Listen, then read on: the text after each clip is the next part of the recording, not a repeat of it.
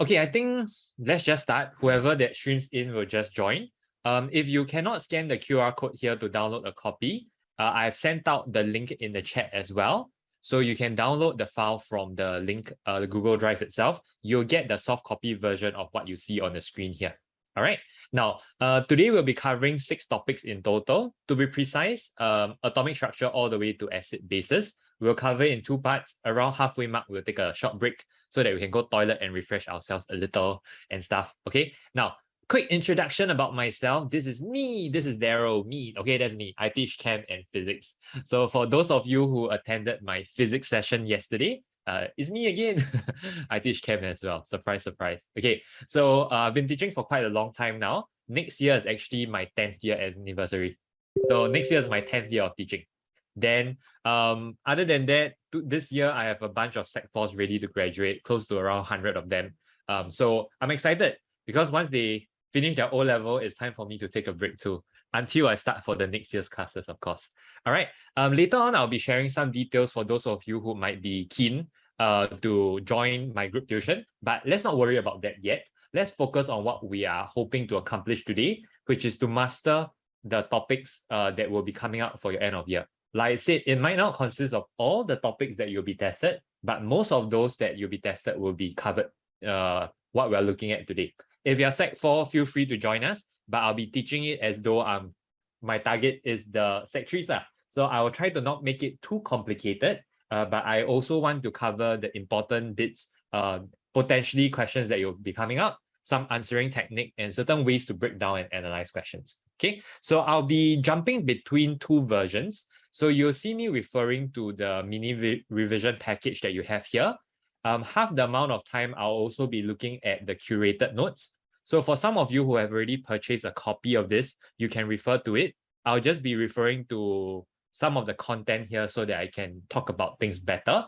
If you join the group tuition, you'll get your free copy. So if you're planning to join a group tuition, don't purchase your own copy. Okay, you actually get this for free.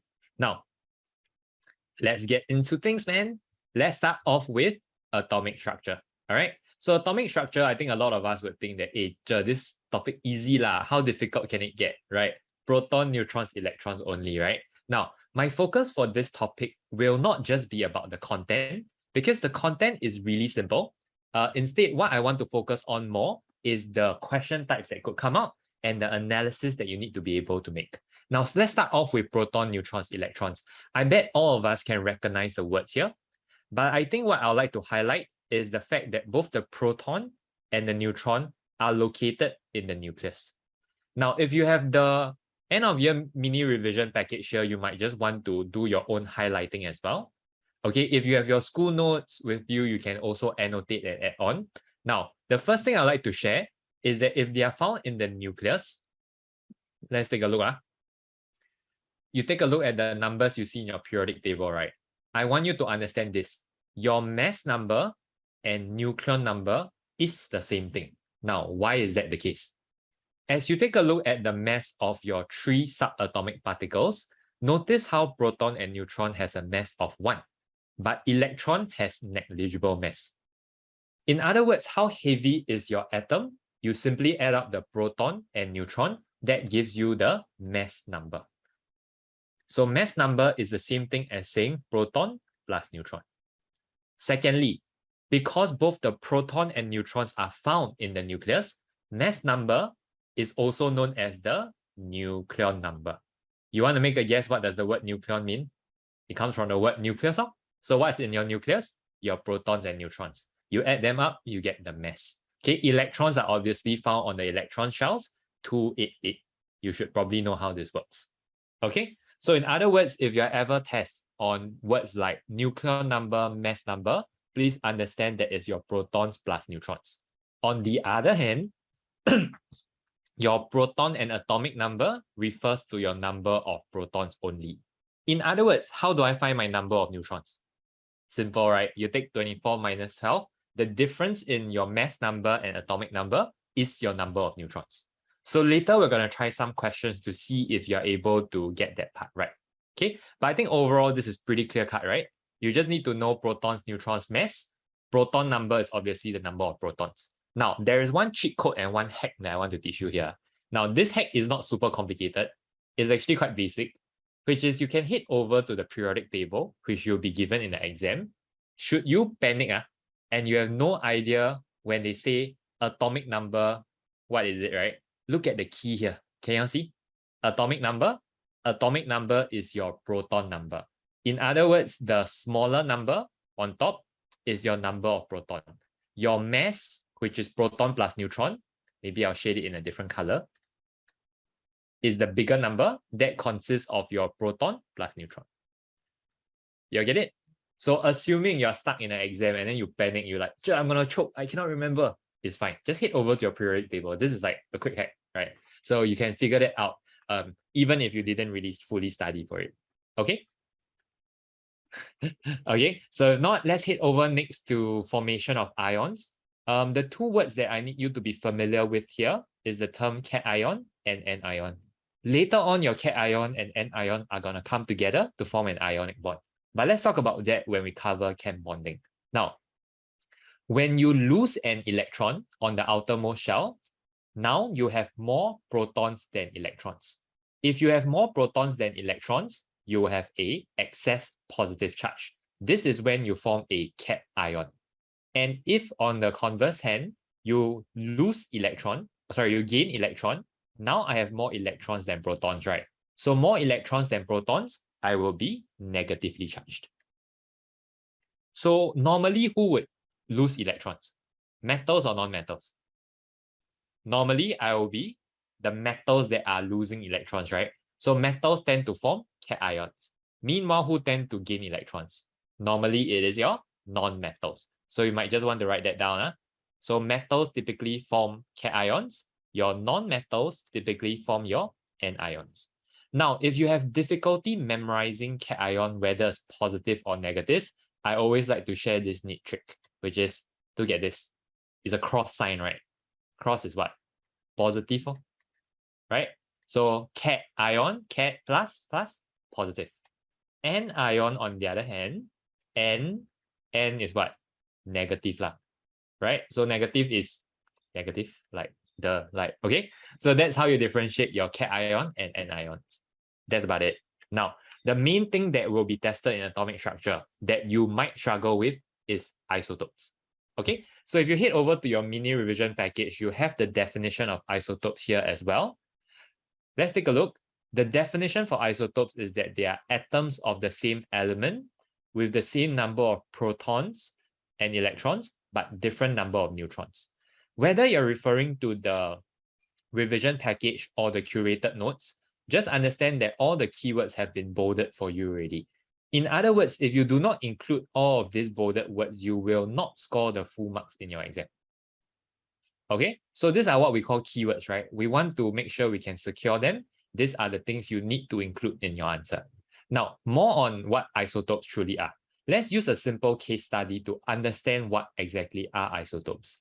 Now, I'll give you an analogy first. So I know none of you play Pokemon Go, but then my parents' generation seems to love to play. All the auntie, uncle, they still play. Okay, the analogy here is pretty simple. When you go out, right, and you're trying to catch a certain Pokemon, sometimes you'll bump into the common version, which is the weak-ass version, and sometimes you'll bump into the better, higher stats version, the more rare version. Chlorine functions in the same way. 75% of the time, if you go out there to find a chlorine, it's gonna exist as chlorine 35. Meaning you have 17 proton and 18 neutrons. If you're lucky, you'll bump into chlorine 37, 25% of the time. This chlorine 37, is it still chlorine? Yes, it is still chlorine. It's just that it has 2 more neutrons than the chlorine 35 version. So they are both chlorine, but they exist in different rarity. There's more chlorine 35 than chlorine 37. The amazing thing about chlorine is that when we head over to the periodic table, can you see chlorine's mass is 35.5? Does it mean the proton plus neutron, there's actually half a proton or half a neutron? No, proton and neutrons always comes in like one full. So why is it 35.5? The reasoning here is simple. It's because what we are finding here is technically the average mass of all the isotopes of chlorine. Meaning if you take 35 times 75%, and the 37, which is the more rare version, times 25%, your average mass is 35.5, which is why in your periodic table, you see it being written as 35.5. That doesn't mean there's half a proton or half a neutron. It's just that because they exist in different percentages, when you calculate back to find the average mass, it will amount to 35.5. So that is what we call isotopes. Once again, let's relook at the definition. Same number of protons, different number of neutrons. Are they the same element? Yes, they are both chlorine. Clear? Okay, some smaller points that I think some of you were asking. For isotopes, right, because the number of electrons they have is the same, they will have similar chemical properties.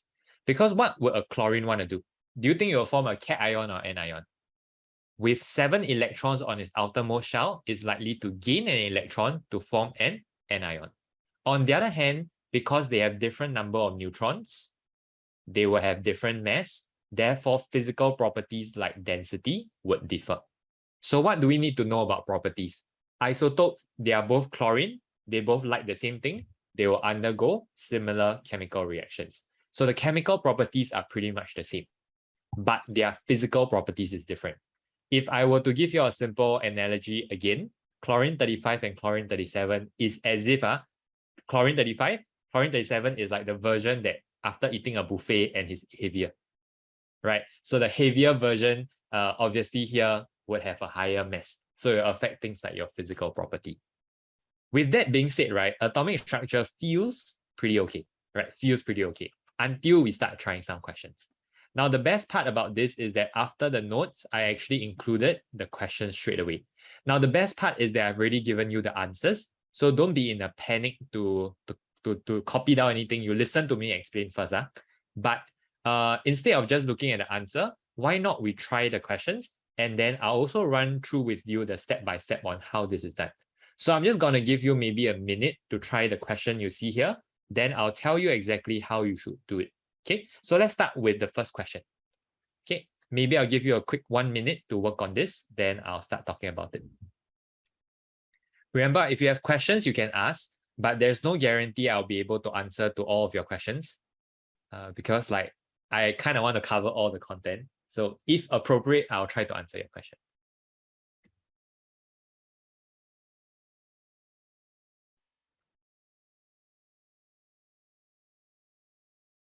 Okay, so imagine you are not given the answer. Brainwash. You don't remember what the answer is. Are you able to find the answer? So this is a question from the TYS actually. It could totally come out for your end of year. So let's try to make sure we're prepared for it. Okay, 20 more seconds for those who are still trying.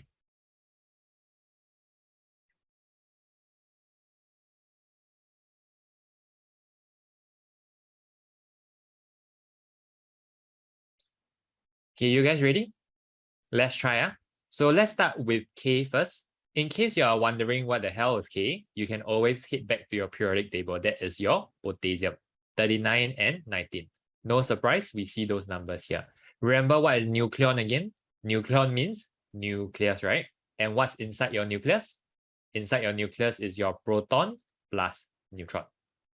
So in other words, if my nucleon number is 39 and I have 19 protons, how many neutrons? Pretty standard, right? You will have 20. So, that's all. Next, let's take a look at K plus. Now, what's the difference between K and K plus? K is an atom. The number of proton and your number of electrons should be the same.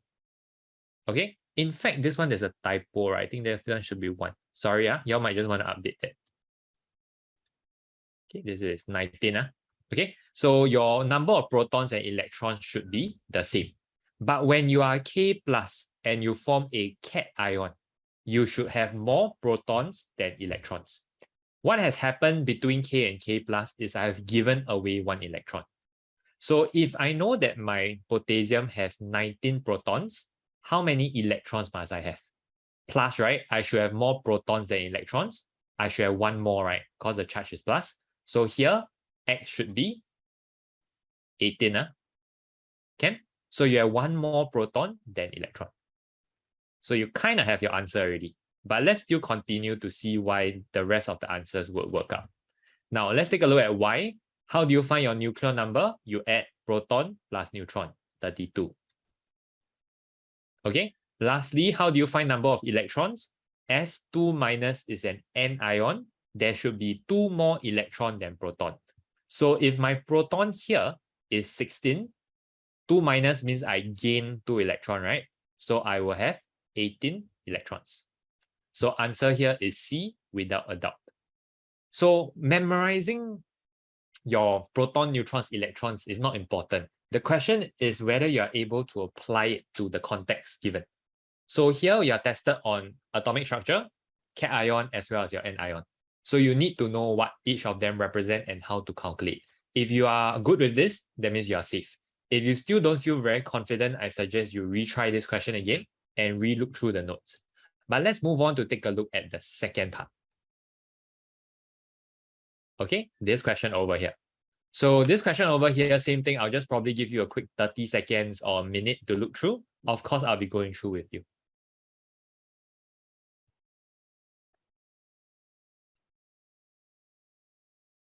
Wow, so exciting. Almost 300 of you all spending your night with me. I feel so honored, guys. Any of you all feeling the end of year exam stress?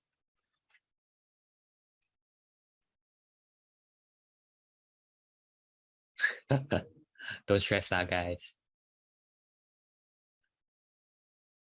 Relax. In life, there's too many exams. This is just one of the many. I always have a theory, as long as you give your best effort, that's all you can ask for. So I know some of you all really want to do well, which is in the first place why you're even here. But I think the thing is you don't put too much pressure on yourself.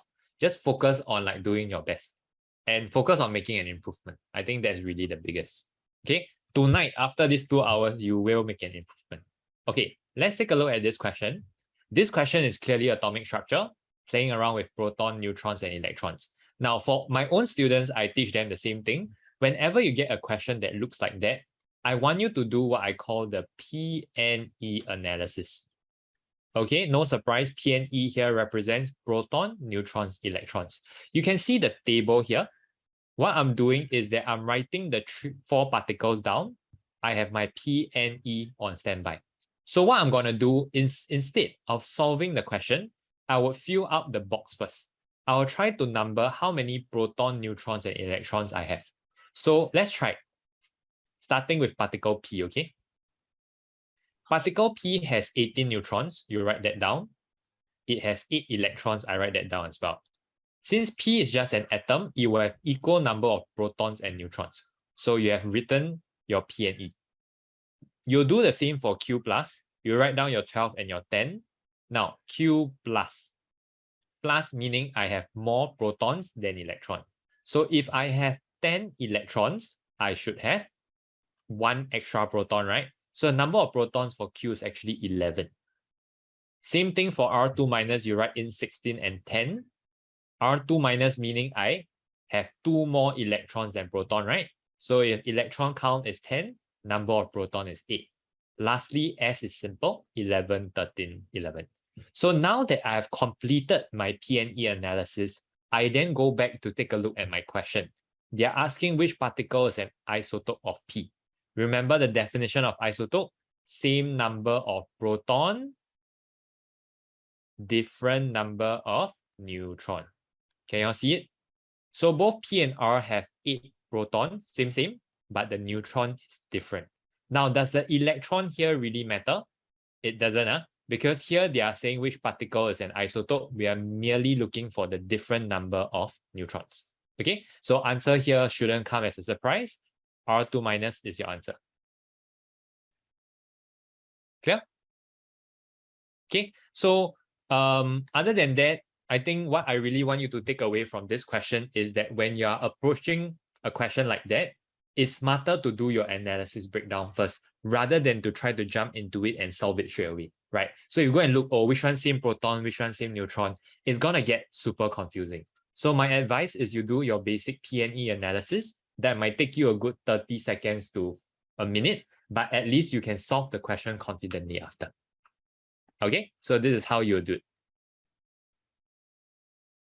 Up next, let's try this question about the BE2 plus. Let's see if you're able to get the answer here.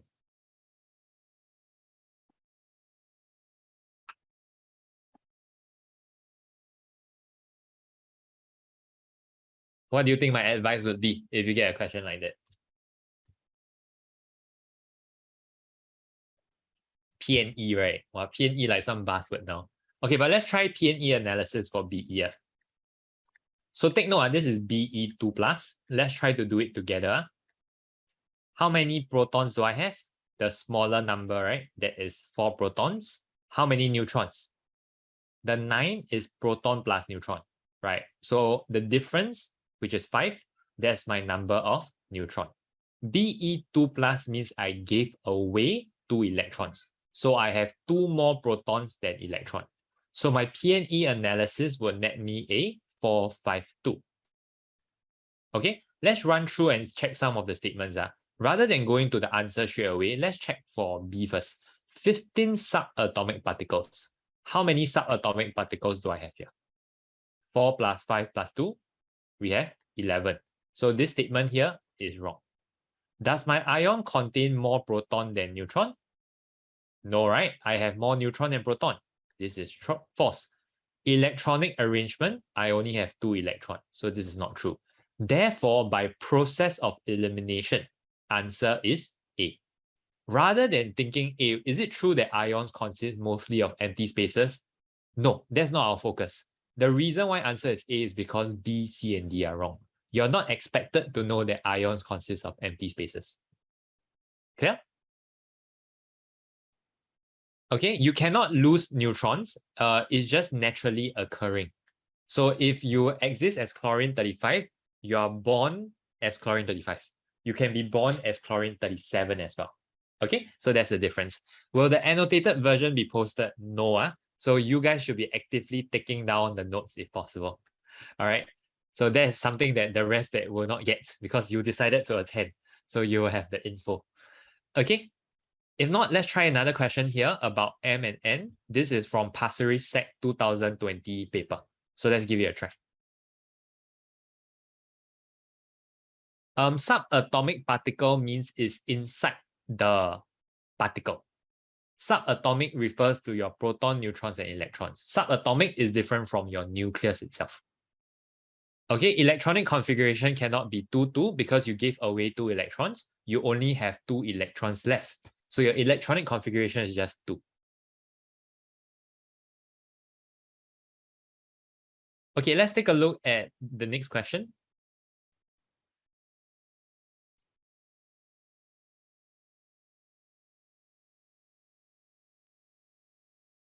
Okay, so let's take a look at M and N. Oh, anyway, somebody pointed out a good one. This one is asking in the nucleus only. So I shouldn't be counting until 11. I should just be counting until 9. But either way, it's still wrong. You get it? So it's just in the nucleus. Okay, thanks for highlighting that. Okay, let's take a look at this question. This question is perfect. They already give you the P&E analysis. So here, what I want you to do is different. If you ever encounter a question whereby the proton, neutrons, and electrons are given, this is what I need you to do. I want you to identify the real identity of this M and this N. Okay, so here, take a look. You have M with 11 protons. Head over to your periodic table. Find out who that dude is. 11 protons is your sodium. So here, what I want you to write, instead of M, I want you to think of this as if it is sodium. 1 more proton than electron, Na+. But kind of makes sense, right? Because now that you have found out what's the real identity of M, it's a lot easier to visualize. Let's do the same for N as well. N has 8 protons. What has 8 protons? The smaller number, right? 8 is oxygen. So if you go back here, O2 minus. Suddenly, right, everything starts to make sense because if you're tasked to form a compound between these two, can you see why it will be Na2O? For those of you who already learned the cross method, right? The charges needs to be balanced. So my point here is that if you did the question in terms of M and N, you might not be able to deduce that Na2O is the product you form. But given if you found the identity, it's a lot easier to recognize that Na plus and O2 minus would form a Na2 ionic compound. Now, very quickly, you can browse through the options. One is a cation, one is an anion. They are in group 1 and group 6, not group 8. The formula of the compound form is M2N. M2N. Does it fit the bill? Yes, so that's why C is correct. And are they soluble in organic solvent? Later on, we will learn that ionic compounds are insoluble in organic solvents. They are soluble in water. Therefore, answer here is C. So far, what have you learned? Firstly, PNE analysis. If it's not given, you do your own analysis. Number 2, if the elements are unknown, look for your periodic table, identify what the element actually is before you proceed with the question. These are all ways of making your own life easier. All right, so I'm not talking about basic content, but how you actually go ahead and solve questions. Okay? If not, let's take a look at one final question. Now, for this question here, I don't need you to try, but I just need you to remember one thing. When we are talking about isotopes and their relative atomic mass, I need you to remember this word. We are looking for the average mass. So 39 and 41, they will exist in different percentages. I honestly do not know how much, but I do know that when I calculate the average mass, it will add up to 39.14. So here, there are two ways to solve the same question. The first is you just go and calculate for every single one, which one will give you the answer, right? So what you're going to do is you're going to literally take 7% times 39 plus 93% times 41. You find out what's the average mass. You'll get a different value for each option. The option whose values matches that of the question is the answer. So you need to type your calculator 4 times, but that will guarantee you your answer. Okay, do I encourage this method? I think sure, because as long as you type your calculator fast enough, you'll find out that the final answer here, if you really type 93% times 39 plus 7% times 41, the total average mass will give you 39.14. Then ta-da, is your answer. Okay, then the second thing I want you to learn here is that you can actually solve this using algebra as well. Because if I let y be the percentage of 39k, 41k is 100 minus y. Please do not introduce two variables here. So if one is y%, the other is 100 minus y. The average mass would be 39.14. Solve using algebra, you'll find out that y represents a value of 93. So 93%, 39, you'll get your answer too. So how I like to do this usually is I like to get my students to solve using one method and to check whether their answer is correct using the second method. So that way you have like a double confirmation that you're on the right track. Okay, now I think at Sec 3 level, I do not need you to learn both methods. Probably choose the one that you're more comfortable with. If you're asking for like my recommendation, I'll recommend the first method. Because it's a bit more like easy. You just type the calculator and then which one gives you 39.14, you just select that. The algebra one maybe next time in Sec 4 where you're a bit better, then you can do that. Okay, so I hope I make it clear in terms of what to look out for atomic structure. Definition for isotopes is a big one. PNE analysis, identify the actual element itself, and calculation of average mass. These are the key things you'll need for atomic structure. If not, I'm going to move on to chemical bonding. Chemical bonding, yes. I remember at the start I said I'm going to go through element compounds mixture. So I actually categorize it under chem bonding because that's how MOE categorizes it. Now, what do we need to know about element compounds and mixtures? Now, element, right, can either exist by itself, for example, like an unreactive metal of copper, or even for a noble gas like neon and like argon, all of them exist by themselves, or they can exist as what I call your diatomic molecules. Diatomic molecules are basically molecules that comes in pair, right? So they always buddy and they must come together. Now, the next question I'm going to ask you guys is this. How many diatomic molecules are there? Do you all know? It's quite a lot, right? Okay, so this is the way I'm going to teach you guys. The number of diatomic molecules is 7 plus 1. Let me tell you where exactly does this 7 plus 1 come in. If you take a look at your periodic table, look at the part that I'm shading out.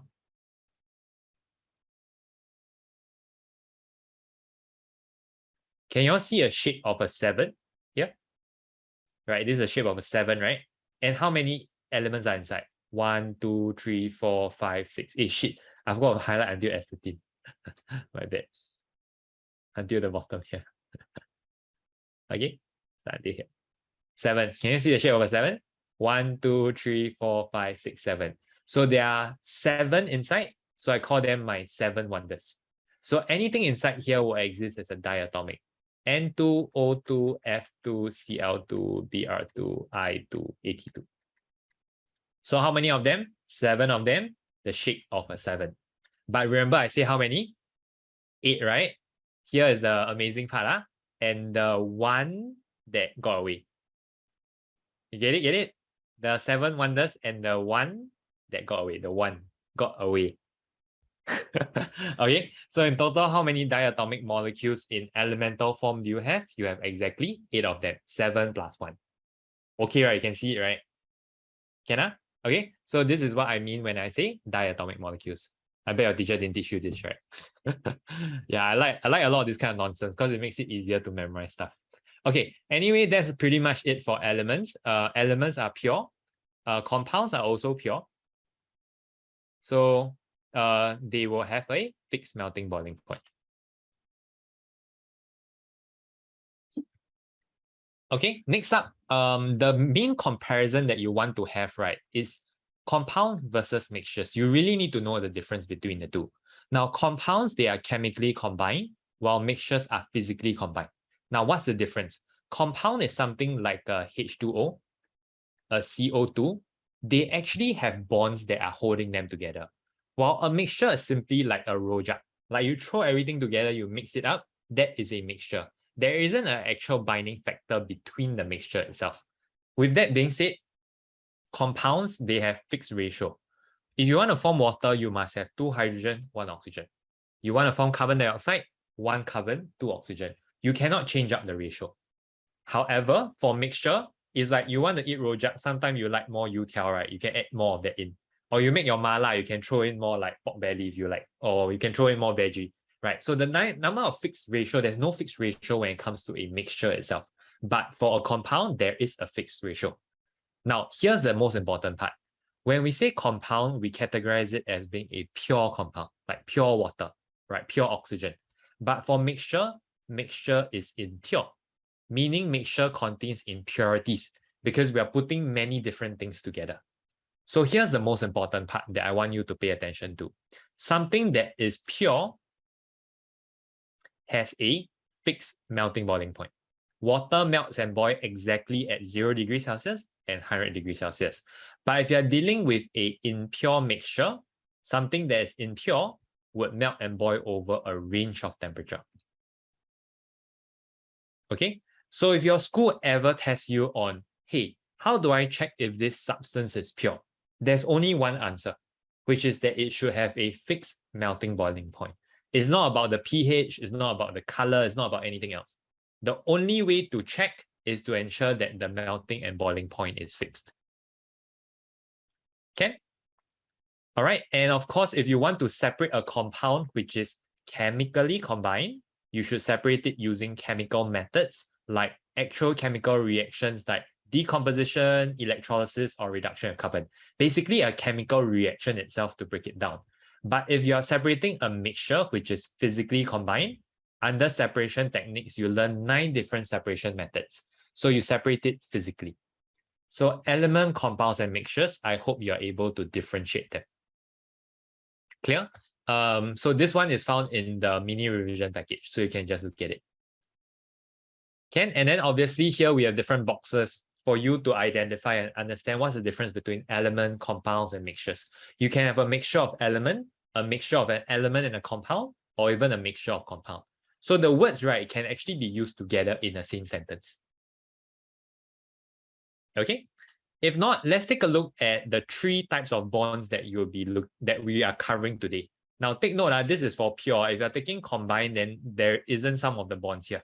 Now, if you're taking pure, there's exactly 3 kinds of bonds that would form: ionic, covalent, and metallic.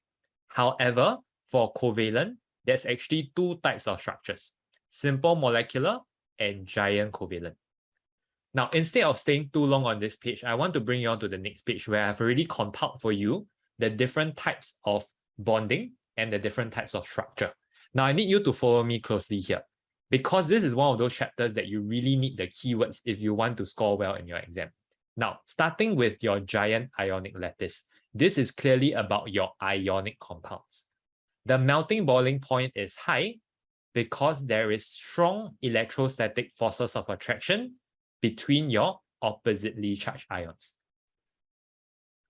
Can? So melting boiling point for ionic compounds are high. Next, we have our simple molecular structure. Now, simple molecular structure and giant covalent structure, they both consist of covalent bonds. But the difference is that for simple molecular, it actually has a low melting boiling point, while your giant covalent, which is your diamond, your graphite, and your silicon dioxide, they have high melting boiling point. Now, let's take a moment to explore the why. Rather than just memorizing the keywords, let's try to understand why that is the case. I want to elaborate more on your simple molecular structure. Okay, so this is the curated notes. I'm just using it for reference. Now, as we take a look at this compound, I need you to know this. Between the N and the H, non-metal and non-metal, they would form a covalent bond, right? I need you to acknowledge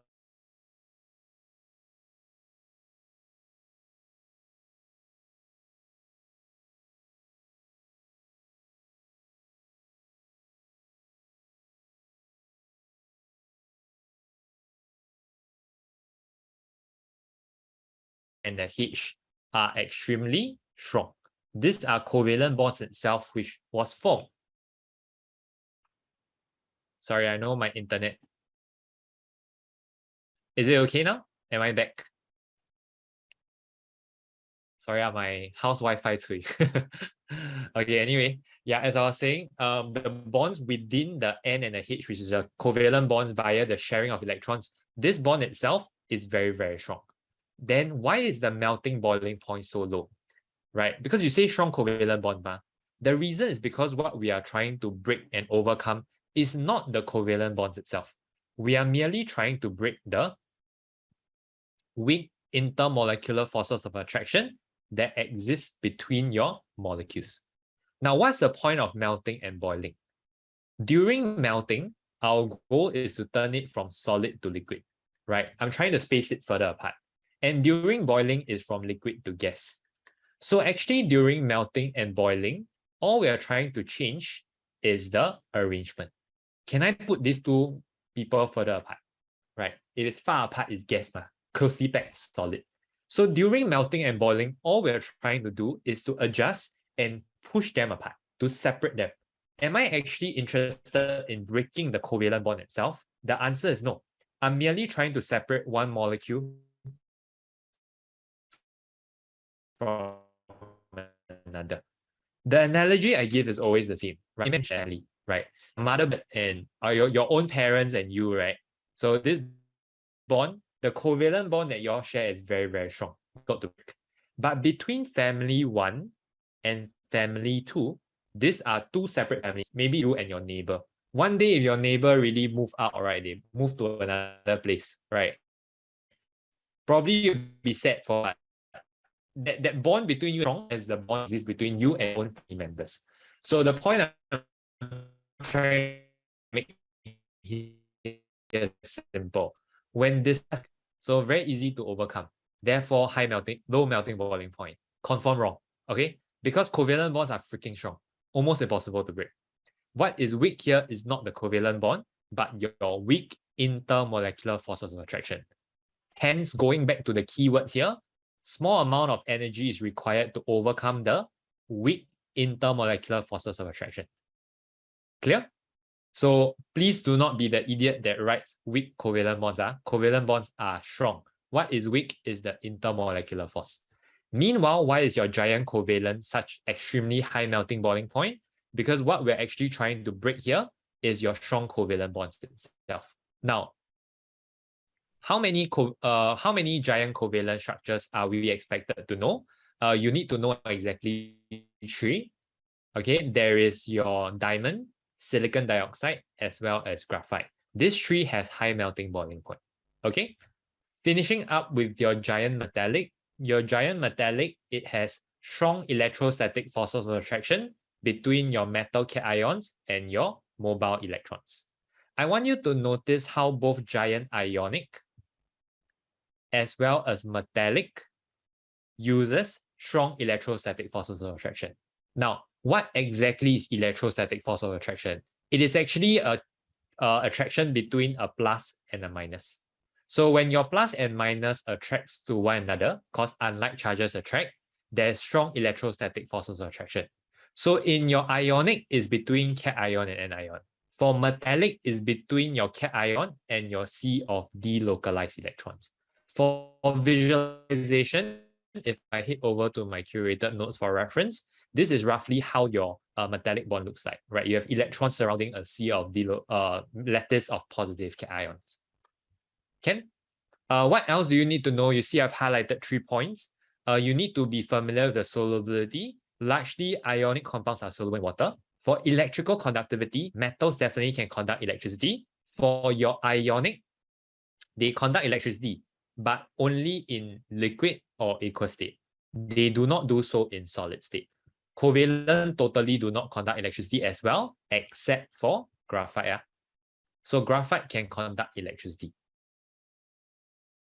Okay, so to summarize, what you need to know are the 4 structures, as well as explanations for melting boiling point, electrical conductivity.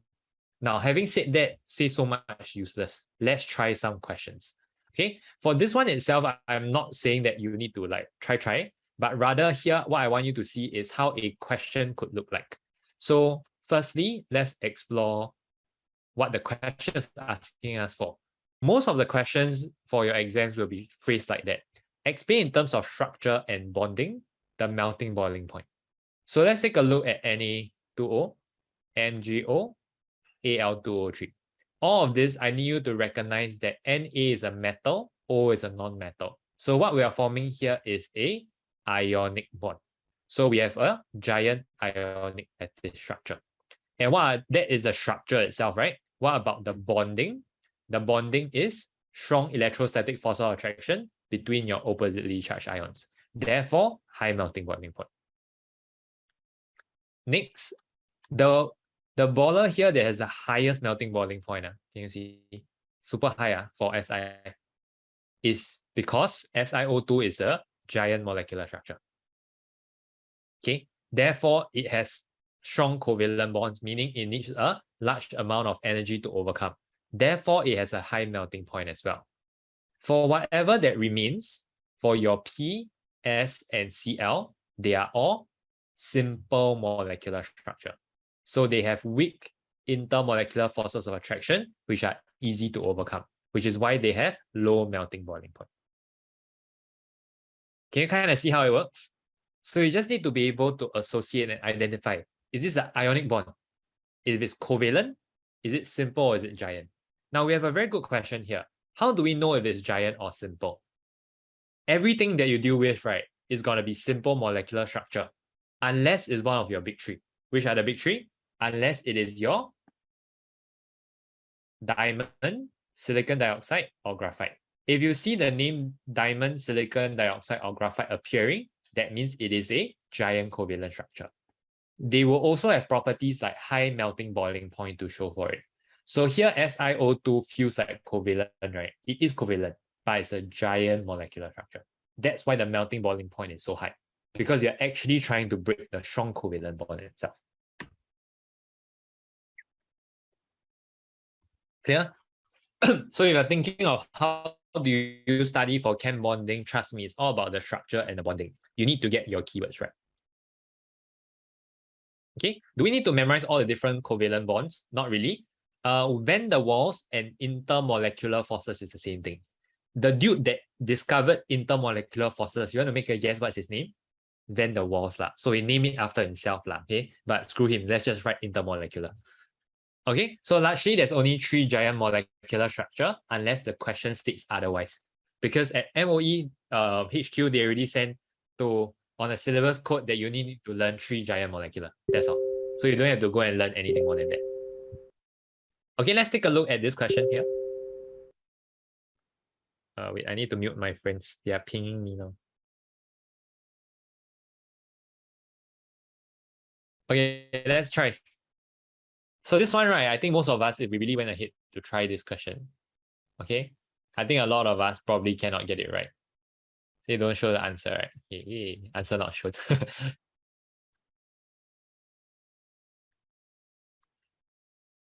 Okay, so how do we do this?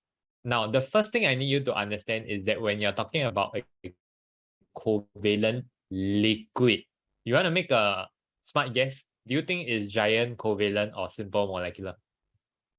Liquid, do you think liquid version means the melting boiling point is low, right? In other words, your conclusion here is simple. Simple, get it? Simple molecular structure. Make sense? So if it's simple molecular structure, what has the most influence on the energy required to boil it, the boiling point? Is it the strength of the covalent bond? No, right? All we care about is the weak intermolecular forces of attraction. Therefore, answer D, of attraction between your molecules. That is what affects its low melting boiling point. Sorry, I'm not lagging. Okay, am I back? Should be okay lah. Let me try to bump my internet up to the better one so I disconnect less.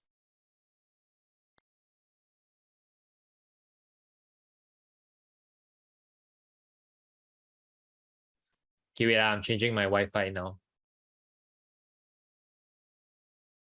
Hey people, if I'm back, let me know.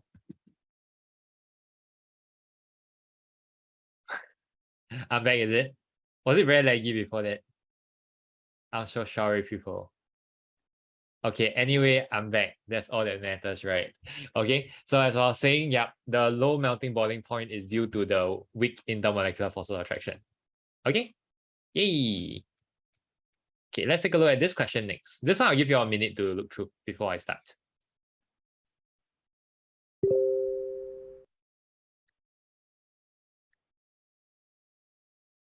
Answer gone.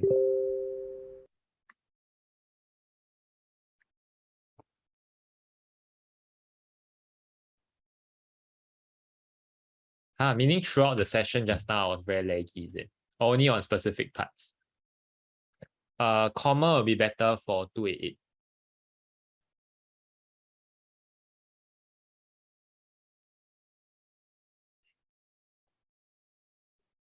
It was fine? Okay, thank you. So this one will require us to understand our elements and compounds mixtures better. Now, the biggest clue to this, right, is that if you see that your percentage composition varies, is a dead giveaway. It just means straight away that this is a mixture. Meaning you don't even have to care anymore. Like you don't even have to like look at the rest of the properties. If the percentage composition varies, conform plus chop is a mixture. Don't even need to second think it. There's no other possibility. Okay, so Q and S are definitely mixtures. In fact, you already have your answer. Okay, but let's continue to go through the rest. P we see is constant. Whoa, 你没事吧? Okay, anyway, P and R constant. Let's take a look at the effect of the heat. Solid burns in air to form an oxide, and it conducts electricity in solid state. Anybody want to make a guess what P is? Can conduct electricity in solid state, and it burns in air to form an oxide. Most probably a metal, right? So what metal could be anything, but let's just go hypothetically with like a sodium. It burns in oxygen to form sodium oxide. Okay, try to stay muted. If not, you'll affect the rest. Thanks. Okay, so it can be any metal. All metals conduct electricity in solid state. Okay, so would P be classified as an element or a compound? A metal by itself is definitely an element. So P is an element. Meanwhile, for R, if it decomposes to form two products, this is definitely a compound. Because an element only consists of just one thing, right? It cannot form two different products. So if a solid decomposes to form two products, it implies that it's a compound. For example, calcium carbonate can thermally decompose to form calcium oxide plus CO2. So one thing turned into two things. This thingy here must have been a compound. So don't just memorize your element, compounds, and mixtures. You need to be able to apply it. So when you look at a question, are you able to use different bits of the knowledge, put it together to try and solve for it? That's more important, which is why I really wanted to go through some questions today. Okay, final question here. I think this is really important.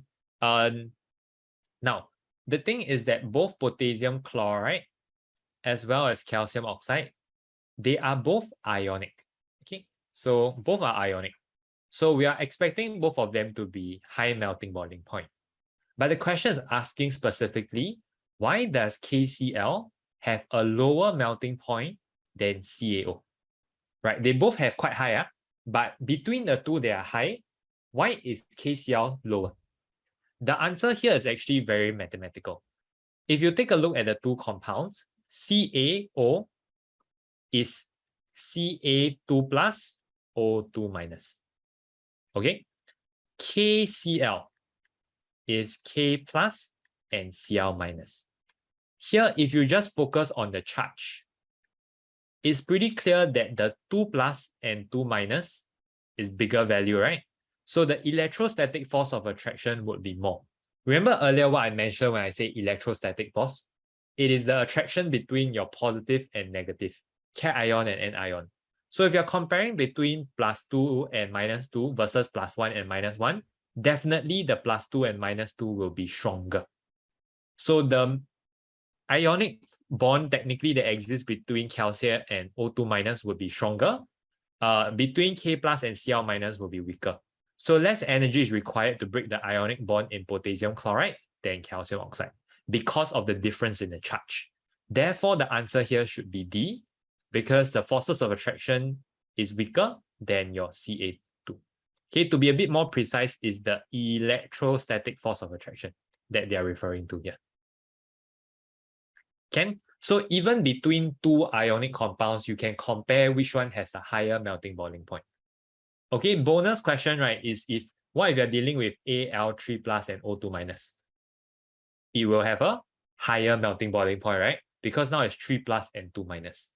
So as long as the charge increases, right, the ionic bonds get stronger. Okay, so if they ever test you between two ionic compounds, which is stronger, this is how you approach it. Okay, I guess that pretty much covers most of the bases required.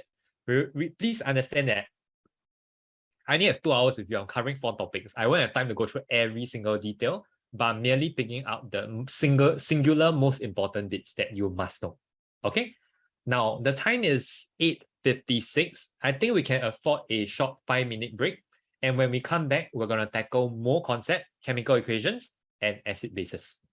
Okay, so if you have any questions in the meantime, you can pop it into the chat. I'll answer as best as I can for as many of them as possible. I am sharing important stuff. When you use the word tetrahedral, tetrahedral is meant to describe your diamond, whereby one carbon is bonded to 4 other carbons. That is tetrahedral. Tetrahedral's arrangement applies for your silicon dioxide's arrangement as well. But in graphite have what we call hexagonal layers, where one carbon is bonded to 3 other carbons.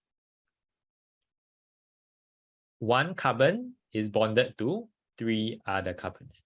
This is the hexagonal layers. Within the layer is strong, but between the layers it is weak.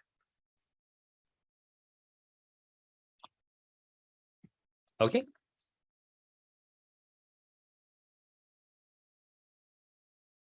Hey, wow, I'm supposed to take a break. So you're asking question until I cannot take. No break. But it's okay. I don't really need the toilet. I didn't drink that much water yet. For Shuntao, more electron shells means more reactive. Down group 1 reactivity increases. So you're right. Well, that is a very windy place. Yes, when you use the term relative atomic mass, it refers to average mass. In fact, I can give you the explanation straight away. If you take a look at the definition for relative atomic mass, average mass of an atom of an element, you get, right? So yes. Do you need to memorize definitions? Answer is yes, but O-level is trending away from pure regurgitation. So they don't want you to just like spit out like, oh, give me definitions. No, they want you to apply it. So actually, if you go and observe the pattern for exams right now, we are moving away from the regurgitation. Okay. Will there be other sessions for other topics? Unfortunately, not in time for end of year. I might do another one during the holidays to do a bit of a recap, or maybe even to prep you all for some set 4 topics. But we see how lah. Difference between atomic symbol and chemical symbol, they are the same thing. Like, I mean, like chlorine is just Cl, right? There's no like difference to it. Unless you're talking about state symbol. State symbol is different, obviously. Right? Solid, liquid, gas, aqueous. Okay.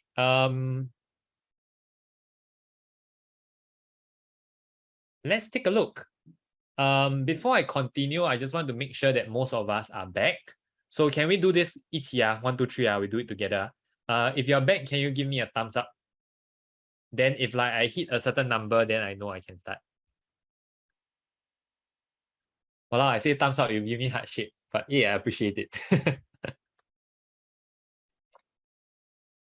Okay, seems like above more than half of you are back, which means I can get started. Okay. So thank you for your questions and apologies if I weren't able to cover it. Okay. But before I go on, I did see a couple of questions asking me about the group tuition stuff.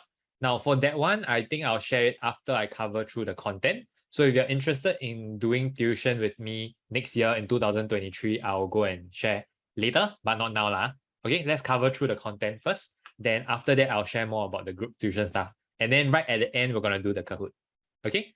Now, what we have up next is a very, very scary chapter. Well, I say more concept, your hair also stand ready. It's like, more concept. Okay, now, however, we want to break it down in a way whereby, trust me, more concept is very big. Normally, for my own students, I take around 2 to 3 weeks to fully cover all the bases, all the things you need to know in more concept. But today, I'm just picking up the most important bits that you will need for your end of year. Okay, so please understand that more concept, yes, you still need to practice on your own data. Now let's start off with state symbols. There are 3 different types of state symbols. Solid, liquid, gas, you know what they are. Aqueous just means addition of water. Okay, so liquid state and aqueous state is different. Liquid state is like you have your ice cream. Your ice cream right now is in solid state. Your ice cream drop on the floor and melt, right? It turns into liquid state. When you pour water to mix it with your ice cream that is melted, that is then called aqueous state. Okay, so aqueous only takes place when there is water added. Okay, molten and liquid state are the same thing. Now, let's talk about balancing of equations. I know a lot of us tend to struggle with balancing. So today what we're going to do is we're going to try to figure out what is the best way to balance, and for me to bring in some techniques that could probably help you out. Okay, now let's take a look at this equation we have here. This compound here is C3H8O2 CO2H2O. If you ask me for my best advice when it comes to balancing equation, is to balance using the least common element first. So here you see a C3, right? Down here, CO2, the C, that's why you add a 3 in front of the CO2. Okay, so I've balanced my carbon on both sides. Life is great. Now let's move on. The next thing I want to balance would be the hydrogen. Is a H8 here. This is a H2O, right? So what do I put in front? I'll put a 4. Now my hydrogen is balanced. Now we have balanced the carbon, we balance the hydrogen. What is left is for me to balance the oxygen, right? So how many oxygen do I have in total on the right side? 3O2, this is 6 oxygen, 4 H2O, 4O, 4 oxygen. So okay, I write until like very confusing. But in total, there's like 10 oxygen on the right side. So how many oxygen do we need on the left side? Obviously 10, which is why here we put a 5, because 5O2 means 10 oxygen. And that will give us our balance equation. Okay? So my advice is that when you're balancing equation, you balance using the least common element first, meaning the one that only appears once, right? Carbon only appears once on the left and once on the right. We balance that one first. Settled, we get it out of the way. Next, we balance the H. Or settled, get it out of the way. The most difficult one was oxygen, so we balance that last. Okay? So below here, I actually have a couple of practices. Obviously, I had to give you the answer, right? If not, you probably can't solve it. So I think what we can do here is to probably run through and talk through some of the equations. And what I'll advise you to do is afterwards, when you have time, copy down the equation without the coefficient and you try to balance it on your own. Okay, but here, let's talk about some of the things to look out for. Some of it is going to be pretty high level, so I need you to follow closely. For the first equation, as we are trying to balance this, it really helps for you to see that this is an acid and this is an alkaline. I know I haven't covered acid bases yet, but I expect you to know how that works, right? So this is H2SO4, NaOH. Now, the production of acid alkaline would give you salt plus water. And we all know water is H2O. Now, to break down further, H2O, how did we form H2O? It's between a H plus and an OH minus. Where did the H plus come from? It comes from the acid. The OH minus comes from the alkaline. Since H2SO4 would form 2H plus, how many OH minus do you think I'll need to balance it up? I'll need 2 OH minus. So 1 mole of H2SO4 would require 2 moles of NaOH. This is what I call monobasic versus dibasic. If I produce 2H plus, I will need 2 OH minus. And since NaOH only gives me 1 OH minus, I'll need 2 of it. And overall, if I have 2, 2, I will form 2 here. So did I really balance using the least common element? Actually, I didn't do that shit at all. Why? Because as long as I know that here what we're doing is a neutralization reaction, the amount of H plus and OH minus must be balanced. That will get you your answer straight away. Okay, this is more advanced technique, but let me share, if not, nobody will tell you. Next up, we have this precipitation reaction. What I need you to observe here is that the entire SO4, we leave it as SO4. In fact, it's really good if you learn that and you know it's SO4 2 minus. Because here, you can quite clearly see that the BA is Ba2 plus. So when you're balancing this, right, there's no need to stress over, the O and stuff. You want to look at the entire SO4 as if it is one thing. Because after that, it's still SO4. So you don't balance the S and the O separately. You just balance as if you're dealing with the entire SO4. Okay? Then do you know what to do with the H and the OH? Same thing, right? Each H plus would bond with each OH minus. So how many water are we supposed to form? 2 lor. You see? So I'm not really balancing it via a very technical method, but rather because I understand how the equation works, the balancing process gets a lot faster. Okay? However, for an equation like what we see in the third one, this one is just faster to balance using your least common element first. Meaning here, we will start off by balancing the Fe. Fe2, right? So I put a 2 here. Okay? Then next up, if I put a 2 here, how many Cl do I have? 2 Cl3, I have 6 Cl, right? Then I have no choice, I put a 6 here. After I put a 6 here, I have 6H. This must be a 3H2. Double confirm, check the whole thing. Everything feels okay. We are done.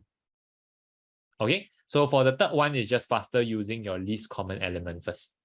Okay, I'll leave you guys to go and try out for the remaining ones to see if you can balance them.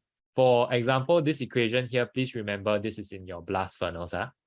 So in case you blur, you don't know, I never seen this before in my life. No, you did. It's just in metals. Okay, unfortunately, we won't have the time to cover that today. But just go ahead and try on your own. Make sure you're able to do your balance equation. And that brings me to another one, ionic equations. I'm just going to use my curated notes for this bit. For ionic equations, it's not very different from your chemical equations itself. The only difference here is that you will need to turn everything into ions. In fact, converting a chemical equation to an ionic equation is quite simple. It's a very like step-by-step process. When you have an equation, look for those that are in aqueous state. All of those that are in aqueous state, you want to convert them to ions. So instead of BaNO3, you convert it and you split it up, right? Ba2 plus, NO3 minus. Copper sulfate, aqueous state, split it up. Copper 2 plus, sulfate. Whatever's in solid, liquid, or gas state, we do not touch it. We just leave it as it is. Okay, so the solid state, you just keep it there. This aqueous, you break it down into 2 bits. The next part is the most fun part, which is to look for what we call your spectator ions. Spectator ions are basically people that just sit there and then they just 做bo, they don't do anything. Then you just sit there, you watch show. Wow, very exciting. Wow, chemical reaction, pa, pa, pa. But then, right, you don't actually react. So things that are chemically unchanged are spectator ions. NO3 minus, NO3 minus. Cancel. Copper 2 plus, copper 2 plus. Cancel out. Whatever remains, you just put it together. That is literally your ionic equation. Okay? So ionic equation is just a simple case of aqueous breakdown to ions, cancel out your spectator ions. That's all you need. All right, so I hope it's clear. Balancing chemical equations, writing ionic equations. I have one pro tip to share here. This is not in your mini revision package. This is inside my curated notes. You might just want to write it down somewhere. If you are tasked to write an ionic equation between an acid and an alkaline, it doesn't matter what acid or what alkaline. It will always reduce down to H plus, OH minus, H2O.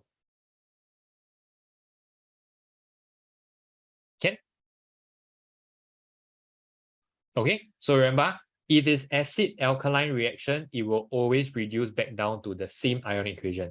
So you don't have to spend like 2 minutes to go and write out, break it down, cancel out spectator ions. No need. The answer will always be the same. But please be smart about this. I'm very scared when I teach shortcut. Okay, because when I say shortcut, sometimes people just abuse it. Take note, this is between acid, alkaline. It doesn't work for acid and base. Okay, that's all. All right, so just make sure you write this down somewhere. Okay, if not, next up, this is when we get into the more formula part of mole concept. Now, of course, when we are looking through these formulas and stuff, yes, I know that.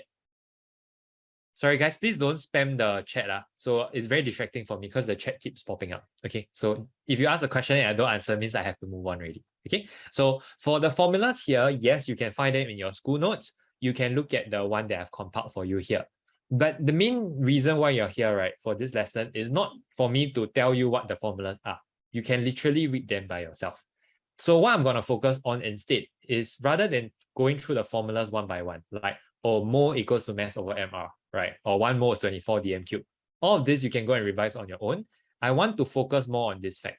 How do we solve questions, right? So given a certain thing, how do we solve a question on mole concept? I think that is what most of us are worried about. Now here you see I've given a very clear 4-step process towards solving any mole concept questions. And instead of just running through what the steps are, what we will do instead is to actually apply it. Okay, let's take a look.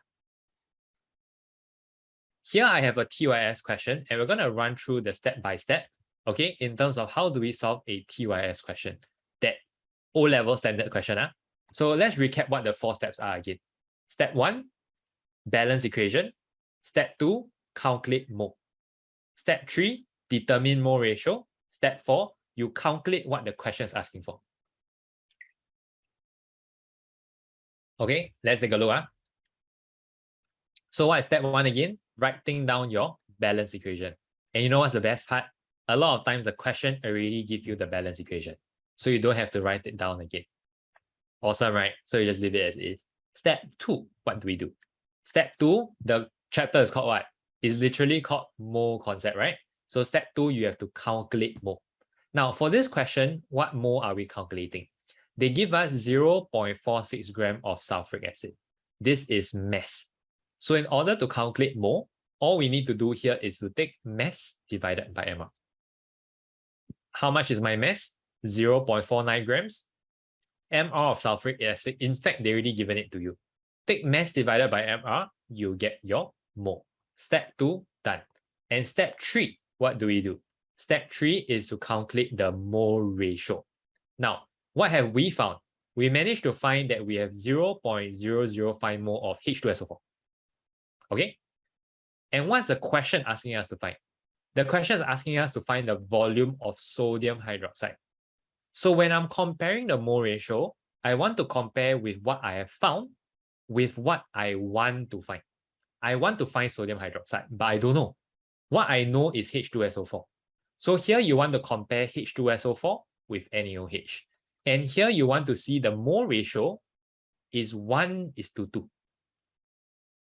1:2. Okay, so here, if I have 0.05 mole of sulfuric acid, I will react with 0.01 mole of NaOH. So this is what we mean by comparing mole ratio. I've already found this. I want to find this. 1:2, I times 2. So how many moles of NaOH do I have? I have 0.01. And in step 4, what do? Step 4, I calculate what the question is asking for. The question is asking for the volume of sodium hydroxide. They want volume. They have given me the concentration. So what is the formula to find volume, concentration, and mole? If you take mole divided by concentration, it will get you your volume. So I want to find my volume, right? Do I have mole? I have 0.01, concentration 0.2. So I just put that in my working.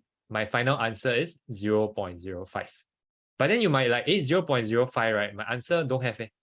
It's because this is in dm cube. The answer, they want it in cm cube.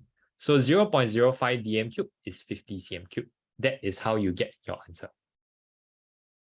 So what I'm teaching you here is not so much the formulas, because formulas you can study on your own, but rather how do you actually approach and solve a mole concept question. Around 60% of questions can easily be solved using this 4-step process.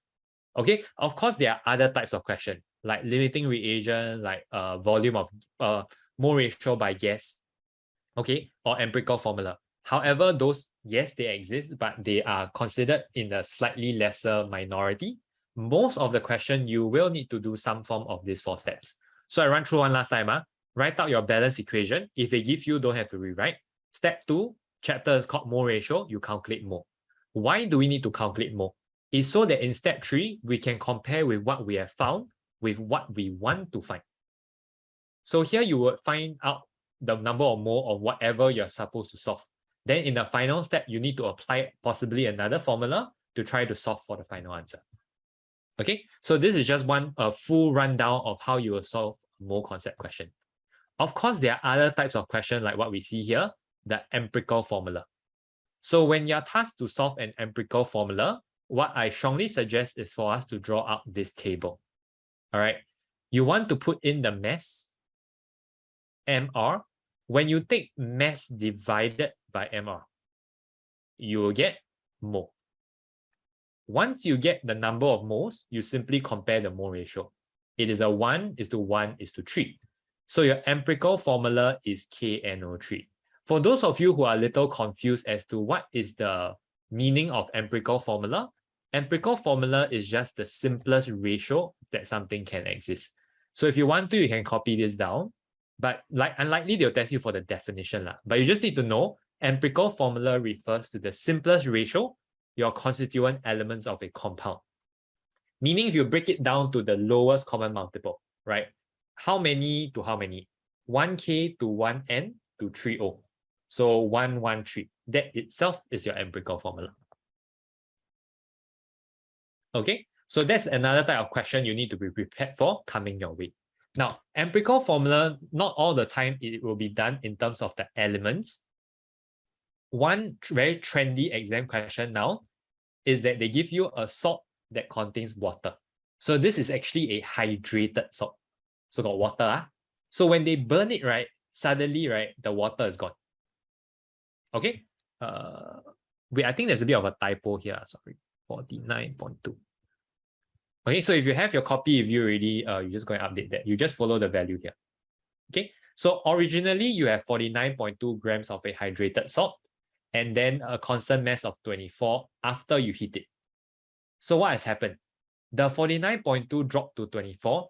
The amount that has disappeared is the water that has been evaporated away. So 25.2 grams was the water that has evaporated. What remains is the pure salt itself. So actually the steps here are pretty much the same. You take mass divided by MR to find mole, find the mole ratio, you'll find that it's 1:7. So for every 1 salt, you have 7 water molecules, which is why the answer here is C. Okay, that's all. So for the table itself, you can leave it in 3 to 4 SF. Normally in chemistry, I just stick with 3 SF for my calculations. Okay, but at the end of the day, the ratio that you calculate must make sense. All right, so here 0.2 to 1.4, I think it's pretty clear cut. Okay, then so when I say empirical formula, just understand that this is the step-by-step. Drawing out the table itself is important. Now, if you are like me and you're a bit more lazy, right, you just draw like tic-tac-toe, right? You can fill in your whatever lah. But you don't have to draw like nicely table. I know the girls probably will draw nice table. The boys anyhow draw, right? But my point is the working itself is the table. So if you have a question outcoming, right, it's best to see how it works. Mass, mole ratio. Then you solve the question already. Okay, so that's the answer for this question. Take note, the original number is 49.2. I'll probably upload an updated version with the mini typos accounted for. But if you're already writing on it, you just go and edit the number a bit. Should be fine. Okay, if not, I'm just going to move on finally to questions. Chapter 7, which is acid and bases. Okay, please understand that in mole concept, there are a lot more questions, but I'm not able to go through the full range in the interest of time because I still need to give some time for later on. I see a couple of questions here about limiting reagent. I can talk about that briefly.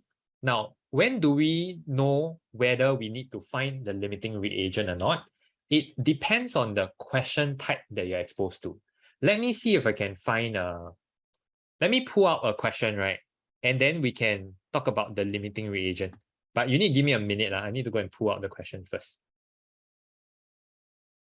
So the question that I'm pulling out is from, this question is going to be a bit tougher, but might be helpful.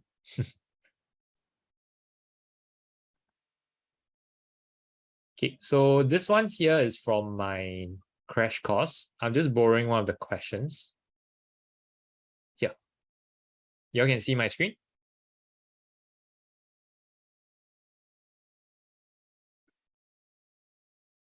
You all read the question first.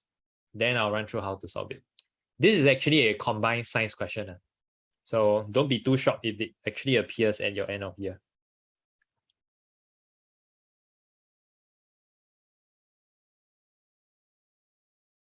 Okay, so let's talk about this question in context to limiting reagent. Now, what we have here is a balance equation, right? But this is not one of your typical 4-step mole concept kind of question. This one here requires 2 concepts in total. The first concept that you'll need to solve this question is understanding truly what it means when we say stoichiometry for gas. I guess this is a good chance for me to cover this. When we are doing gas, right, please understand that 1 mole of any gas is 24 dm³. So when we are comparing mole ratio, it is the same thing as comparing mole ratio using the volume. If you take a look at this equation, 1 mole of N2 reacts with 2 moles of oxygen to produce 2 moles of NO2. It's the same thing as saying 10 cm³ will react with 20 cm³ to produce 20 cm³. Okay, so 10, 20, 20. So when you're dealing with gas, right, the mole ratio itself is the volumes ratio. Limiting and excess, how does it work? Limiting and excess means if something is in excess, the thing has, I got too much of it, right? It will never be used up. However, for limiting means it's actually controlling the amount of reagents I can form. Now, if I just use some of the stuff that I have here, right? Okay. The example that I always like to give is imagine a car factory, right? You got 4 car bodies and 12 car wheels, right? I got more wheels than car, but what's the maximum amount of cars I can form? 4 or 3? Maximum amount of car I can form is 3 cars, right? Why? Because I only got 12 wheels. I can only form 3 sets of wheels. So even though I have 4 car bodies, the maximum amount of cars I can form from my car factory is 3. Now, what does that mean? In this situation, I have too much car bodies. My car body is in excess. My wheel is limiting. Why? It's limiting me from producing more cars. So normally when there's a bottleneck in a factory, it's always due to one spare part that's missing, right? Not enough of that. So that is what we call the limiting reagent. Now, one of the questions you guys asked was, what are some keywords that you can look for to spot there is a question about excess and limiting? That keyword is remaining. If you ever see the word remaining, it implies that something was in excess. Now, let's take a look at this question.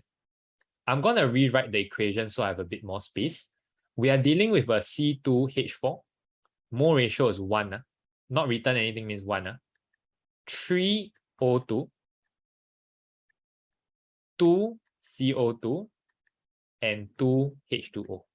But the H2O is in liquid, so this is not as important in this question.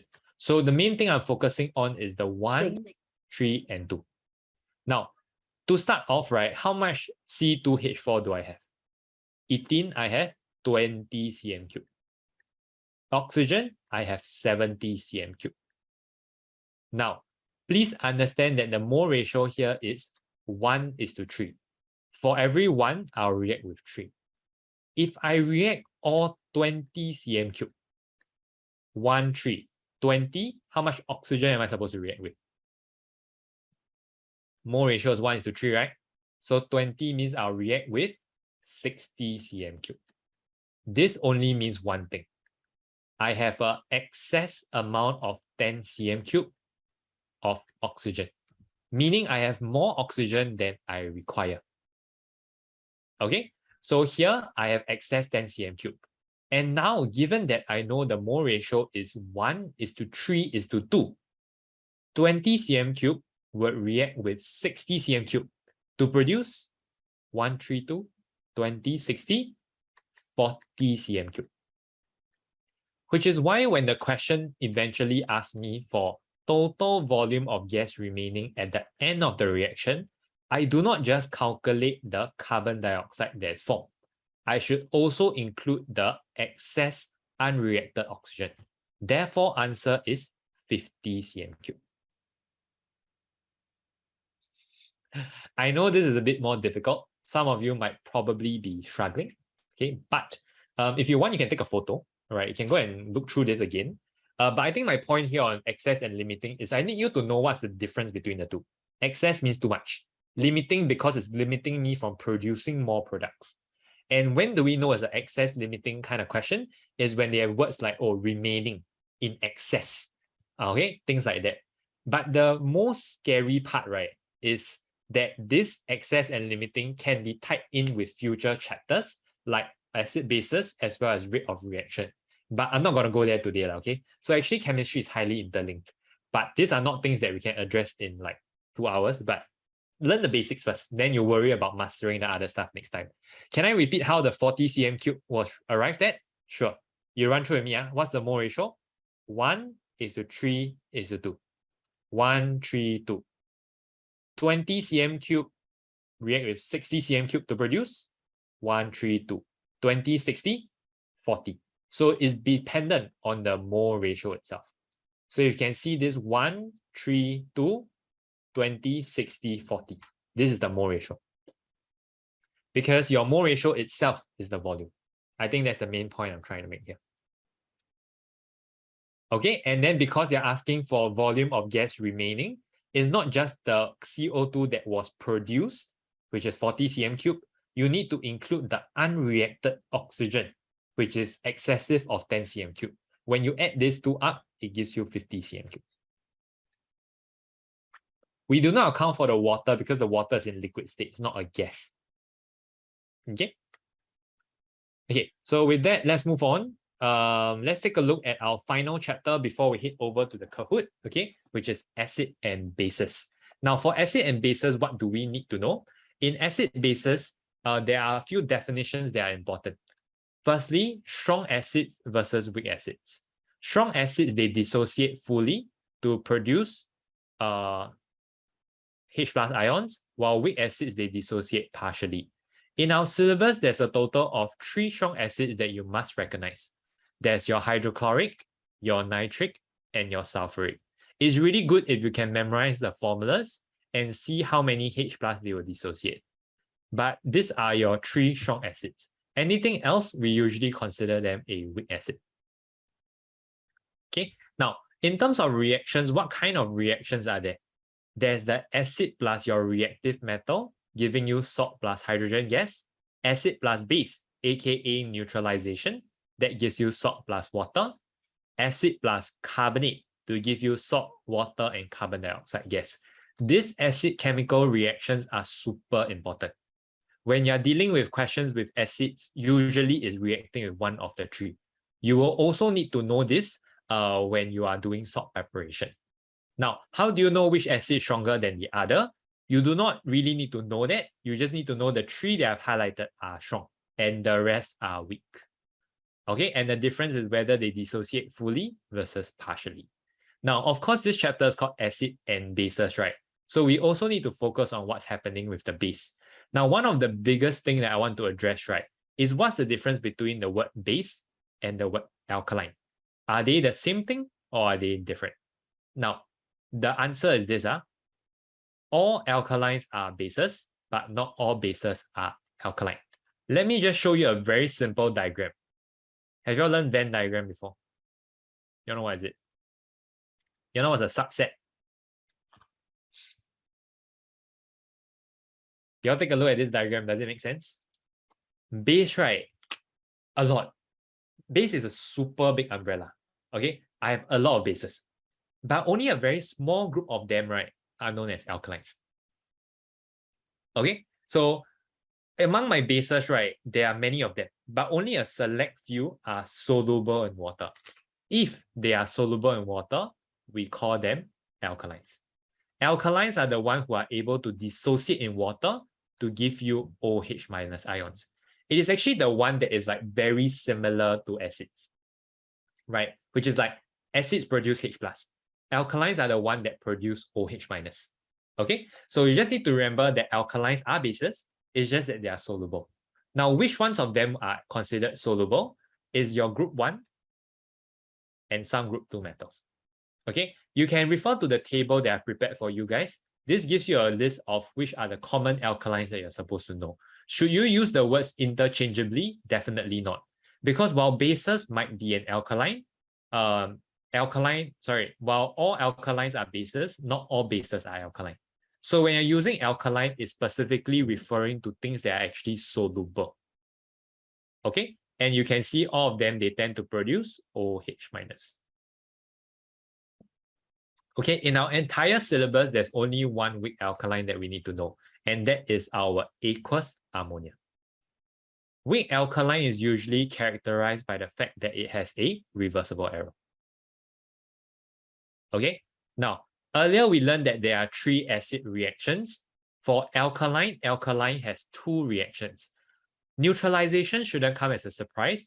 Your alkaline can react with acid, then they will neutralize. The second one, this one, is super duper important. A lot of us tend to miss this out, and that is alkaline plus ammonium salt. It gives me salt plus water plus ammonia gas. This ammonia gas is capable of turning your litmus paper from red to blue because it is alkaline. Remember, ammonia, alkaline, so red to blue. So this one here, right, if you don't study, right, most likely you won't remember it. This one, you really have to spend some time to digest this. Alkaline plus ammonium salt gives me salt plus water plus ammonia gas. If you're wondering what the hell is ammonium, ammonium is just an ion. It's actually NH4+. So inside your compound itself, it contains NH4 and is reacted with an alkaline, then jialat already. Something's going to happen. I'll show you a sample question straight away, all the way at the bottom here, part 3. Focus on this part. Suggest why slick lime should not be added together with ammonium fertilizer, such as ammonium chloride. For those who are wondering what is slick lime is calcium hydroxide. It's technically your lime water if you are thinking about what it is. But can you see that CaOH is actually an alkaline?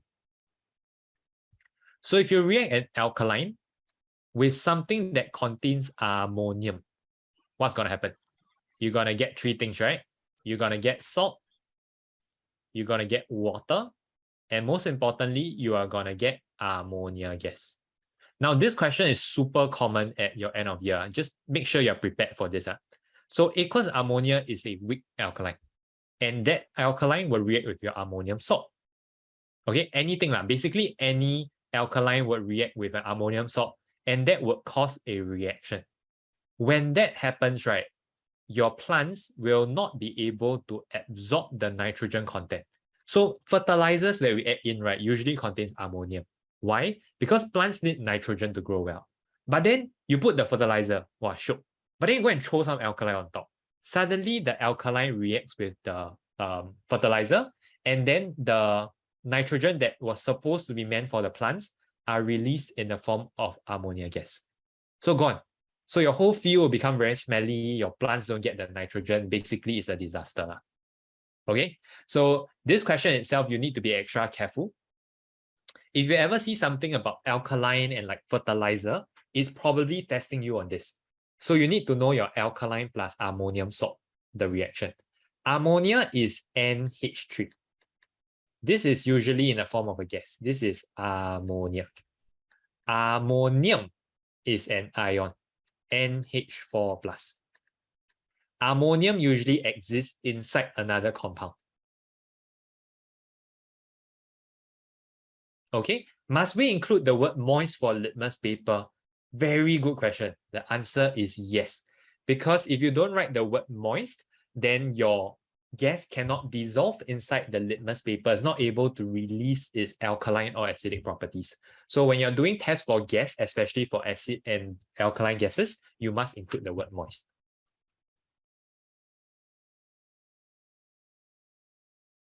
Okay, if not, let's move on with some of the sample questions that we have here. First is to differentiate between a strong and a weak acid. This is when the keywords come in. You can use the word dissociate or ionize. I don't really care, but dissociate fully, dissociate versus dissociating partially. Okay, so this is the difference in the definitions. Could be the same thing for alkaline, right? But alkaline, instead of producing H+ ions, you produce OH-. And how do we differentiate and distinguish a strong and a weak acid? What kind of chemical tests can we do? What you can do is to actually react it with either a metal or a metal carbonate with the acid. Because acid-metal reaction will produce hydrogen gas, acid-carbonate reaction will produce CO2. All you have to do afterward is to measure the volume of gas formed over time. The stronger acid will have a faster rate of reaction. Okay? So if you need to test for it, that is one way. Another way you can test for it is to add in your universal indicator. A strong acid will have pH 1 to 2. So a pH 1 to 2 range is red color, while a weak acid is usually pH 3 to 6. It will give you an orange or yellow color. Okay, but actually adding of universal indicator is more of a physical test, but whatever. Let's just assume it's just a test. Okay, let's not go down into the specifics here. All right, I hope you all can follow. Then we have one final question here at the bottom. Are you able to recognize the difference between these two? Do you all know what this means? HCl is a strong acid, right? And then ethanoic acid, you need to recognize is a weak acid.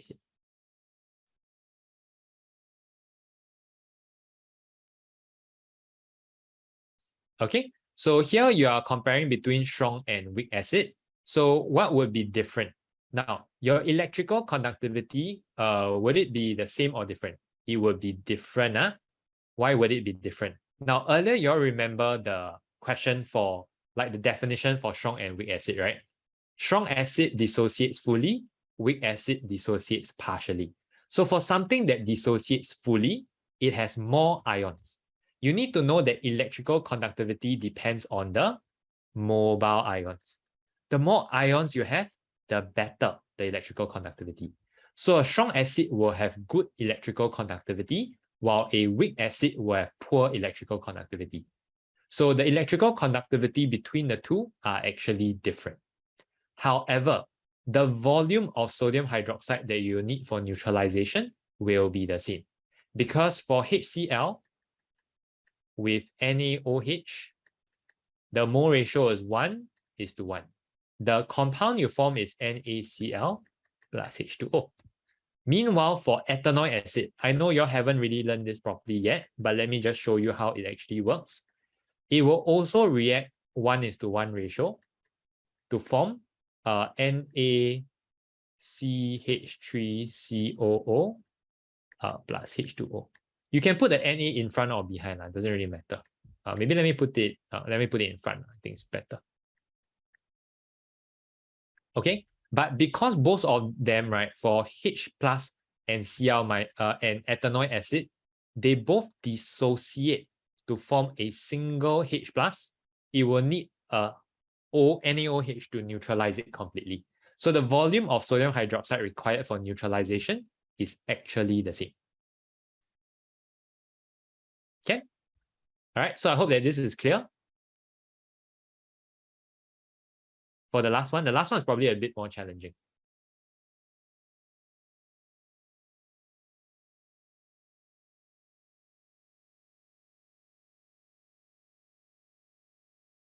Okay. Faster rate of reaction.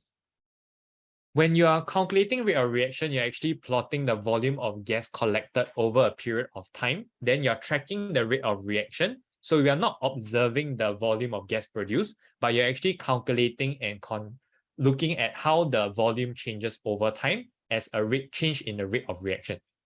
So the volume of gas collected per unit time is the key thing here. Okay, for whoever is asking for this question. Okay. Okay, if not, I think that's about it. I'll open the floor to another couple more questions from all of you for the next 1 to 2 minutes before I move on to the next segment. Okay, Anya has a great question.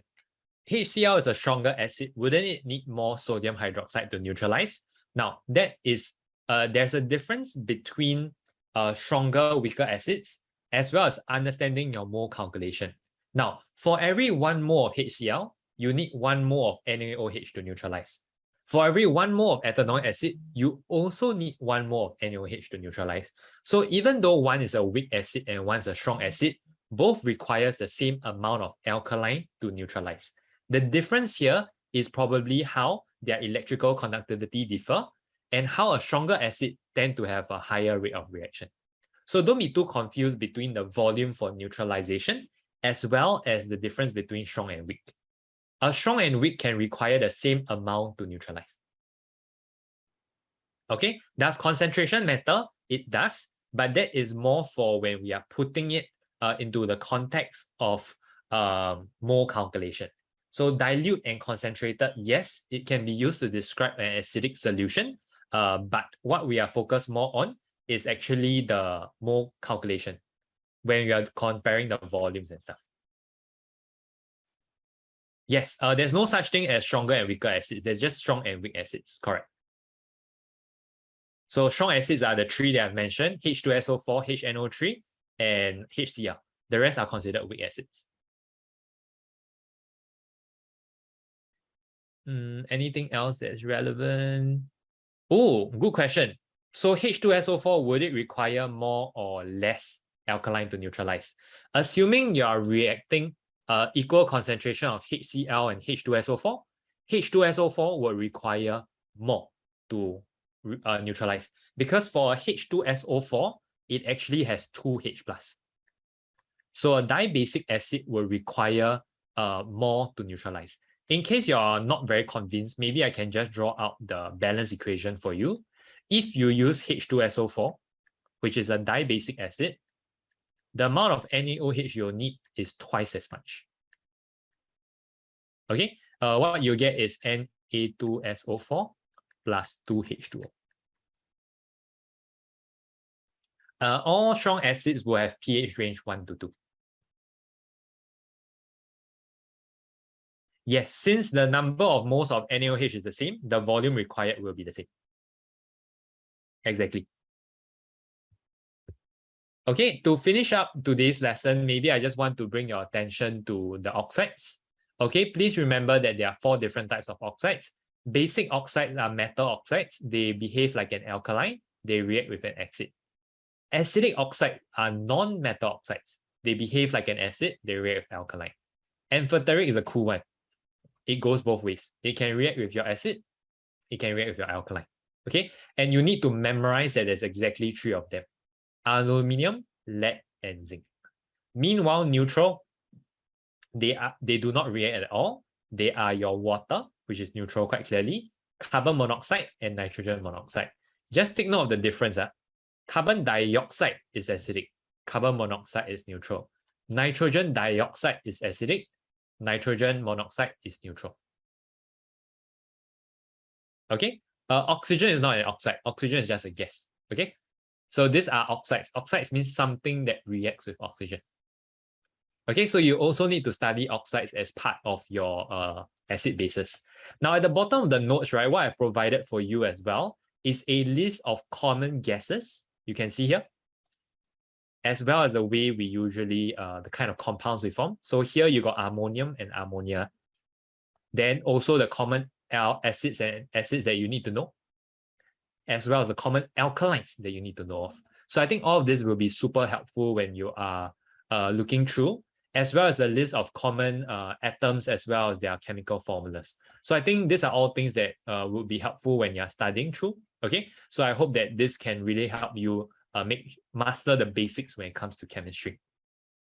Okay, so I think I'm done with the content bit. Up next, before I head over to the Kahoot, let me just do some sharing, since some of you also had questions on it. Thanks. I'm glad you enjoyed the session.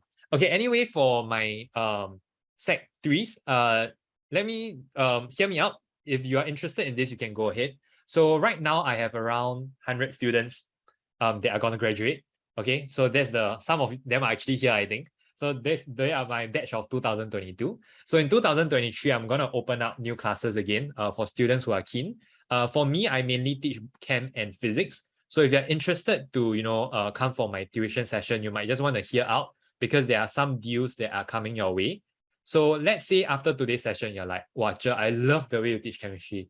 Please teach me chemistry in Sec 4. Sure, right? So if you're really interested and you pretty much say that, okay, I want to attend your chem lessons, the best deal for you right now is to actually sign up for this early bird special. Meaning you confirm that, okay, right now, before 30th September, sure, I'm committed to you. We'll start lesson only in November, but if you sign up now, the best part about this is that other than getting the chemistry curated notes, the 2023 version, which is upgraded, you can also receive up to 2 other subjects. You can take my physics notes and maybe the bio notes or the math notes or the English notes, up to you. So you actually get free notes.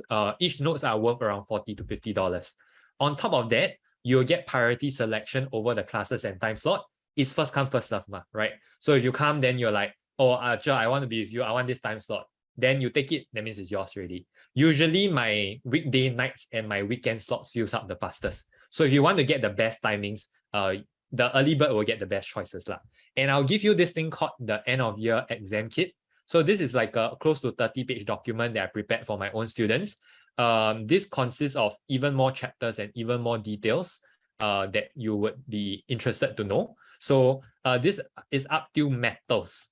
Okay. So for those of you who decide, hey, I'm with you, please take me for 2023, I'll immediately send you a copy of this exam kit to help you prepare for your end of year. This is different from the revision package that you receive.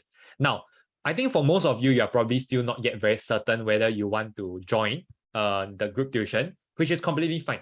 So we have this thing called the trial package. It's very simple. It's free. So basically during November, right, you come with a couple of friends. You come for an actual lesson with me at a location and a timing that you can. So I'll conduct a lesson as if how I will teach every week. Then you decide, do I like this teacher or not, right? So you decide that okay, actually his teaching is pretty good and you want to continue after, sure, then we can continue after. And the best part about this is that if you go for the trial and you sign up, you still get the subjects curated notes plus one other subject. So you can take maybe my chem and my physics, for example.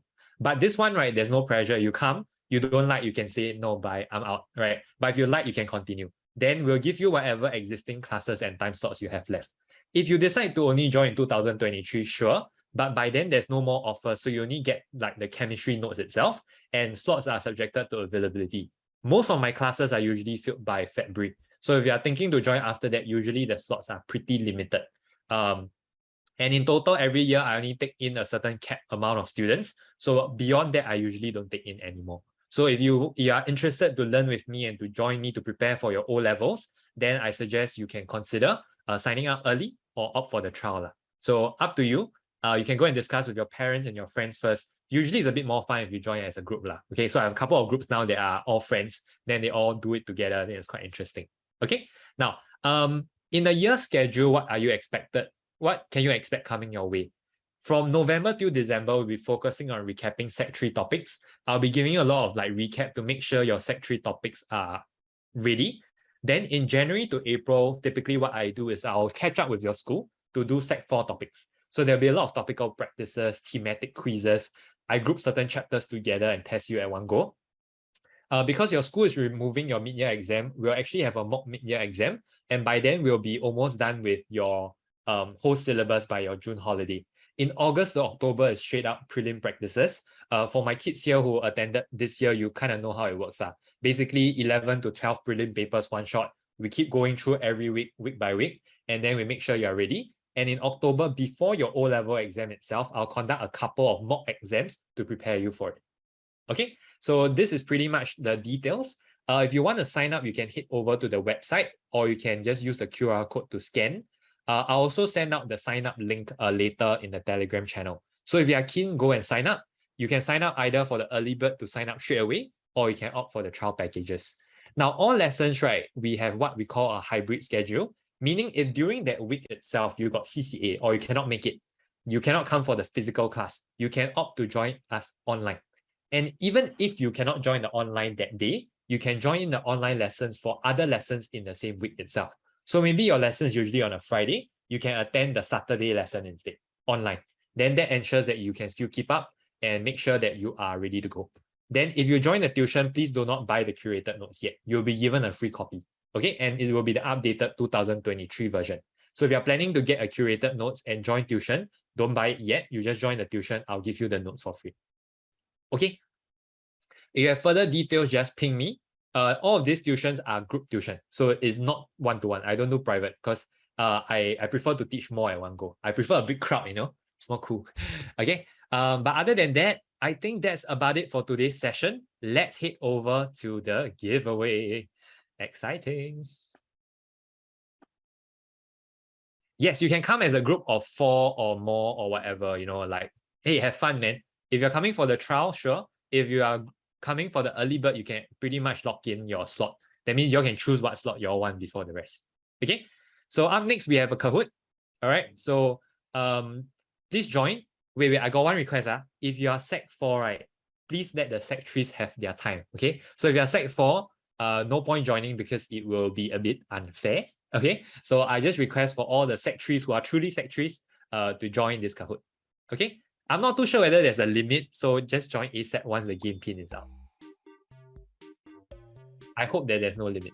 Darren, if you're planning to buy the curated notes, you can head over to the website and purchase it.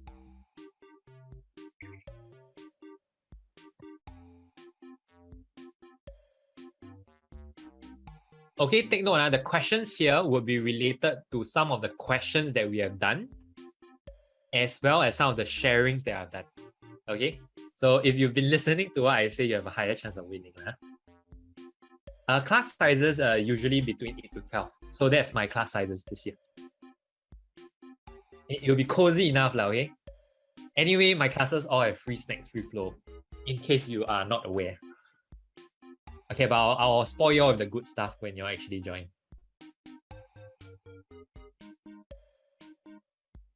Okay, if you have more questions for the group tuitions, you can ask me later. Let's enjoy the Kahoot first. Okay, and let's see who will be the winner. Okay, I'll give it another more 30 seconds for you all to join in. Remember, Kahoot, you need to click fast for more points.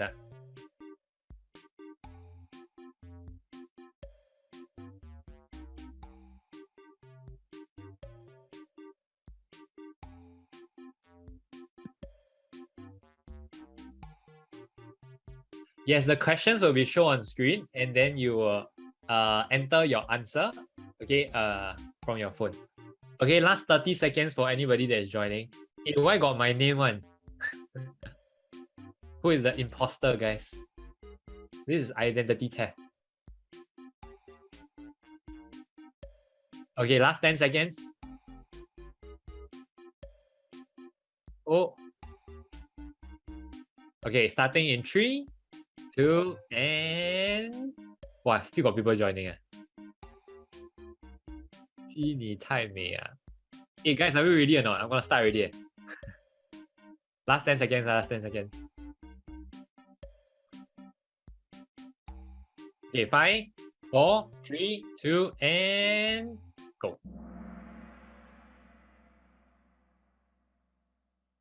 Ho, ho, ho, ho.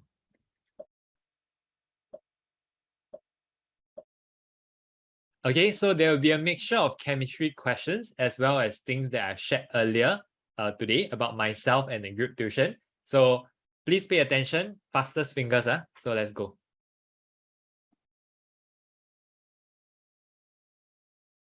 So do you all remember where the group tuitions are at? It was on the document just now. I actually realized I didn't really share about that in detail, but too bad, see if you can remember. You can scroll to your revision package there to see. We are located at 4 different places. Okay. Yes, we are located at Toa Payoh, Bukit Timah, Hougang, and Jurong East. Okay, if you are planning to attend my lessons, I'm mainly at Toa Payoh and Hougang. Maybe one lesson at Jurong East. Do not know yet.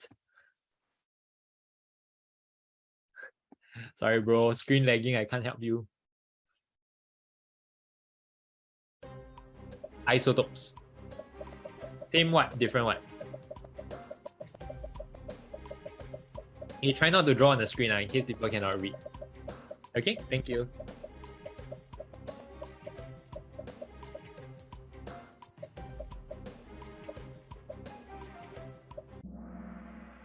Okay, same number of protons and electrons, different number of neutrons. Okay, where's the Daryl imposter? You dropped. Daryl knows the definition of isotopes. What other subject do I teach other than chemistry? Other like a history teacher? Actually, last time I got to teach history. And after a while, I just decided to just teach 2 subjects. Which is the other subject?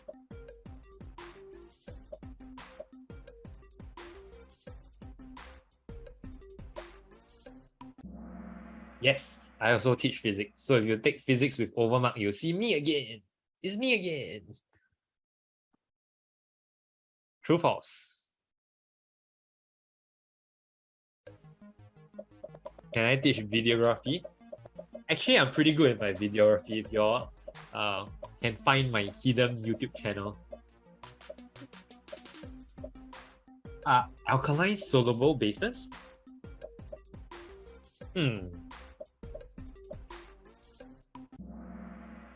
Okay, answer is true, right? Soluble bases, that's your alkaline.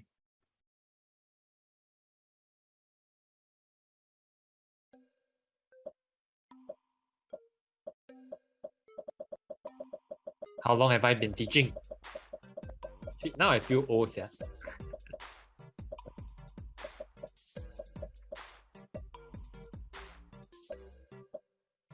Next year is my 10-year anniversary. I basically started teaching right after A-levels. I started an army throughout my uni up till now. Been a long journey though. Am I single? I wonder. Okay, let's go.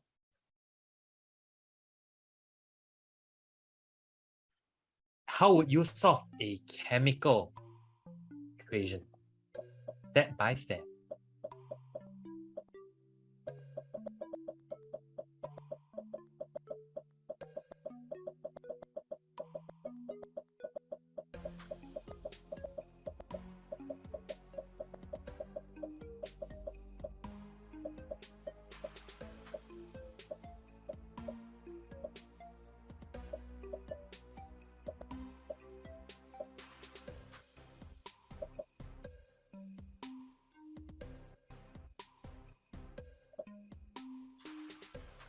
I'll send the notes link later, okay? But try not to write on the screen.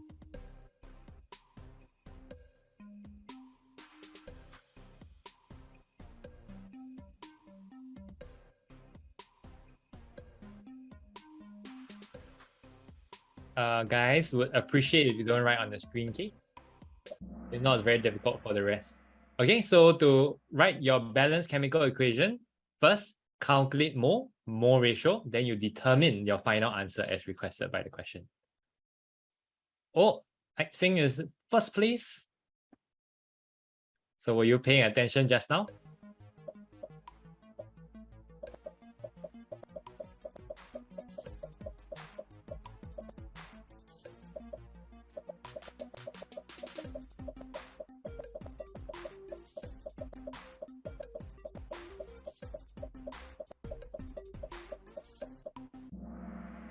Okay, so early bird means you actually get the end of year exam package, 3 curated notes and a priority selection.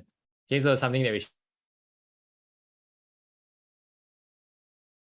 shared earlier. There's 2 jigs. This one's a bit harder. Which is the following is true for graphite? You all know? This one's a bit of a harder question. If you studied, you probably know about this. Okay, so please take note, graphite, 1 carbon is bonded to 3 other carbons.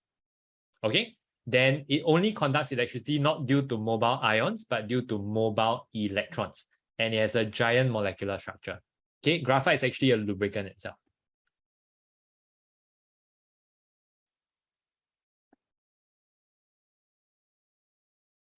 Okay, let's move on. Well, if you opt for the trial package, what are the perks?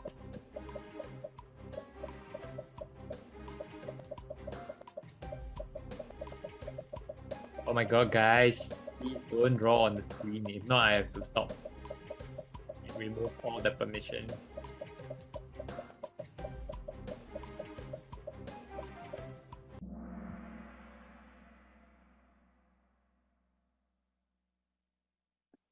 Okay, let's take a look. Who's in the lead? Hasini is in the lead. Congrats. This one, right? Oh my god, guys, no drawing on screen, please. Don't choose so fast. I read the question carefully. This question is very, very tricky.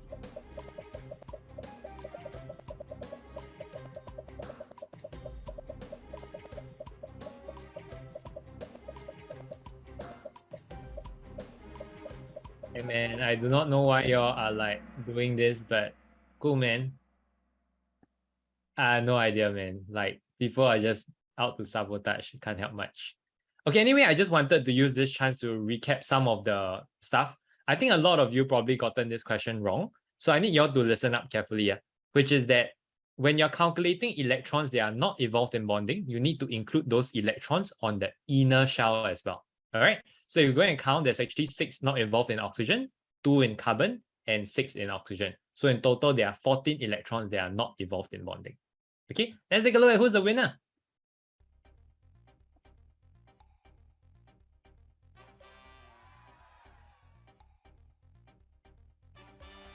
Yeah, I'm sorry to those that were affected by this. I hope we don't get affected too much by the trollers.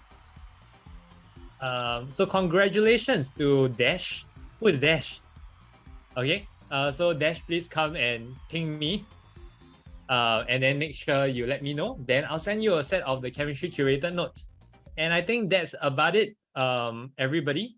So I hope that you had a good session today, and the session will be uploaded on YouTube so you can review it and revise again. Like that's all for today. Okay, if you have any questions about the group tuition itself, feel free to ping me. I'm here for the next 5 minutes if you have any further questions. And most importantly, I hope that you enjoyed today's session and you had a productive one, that you actually learned something new and something important.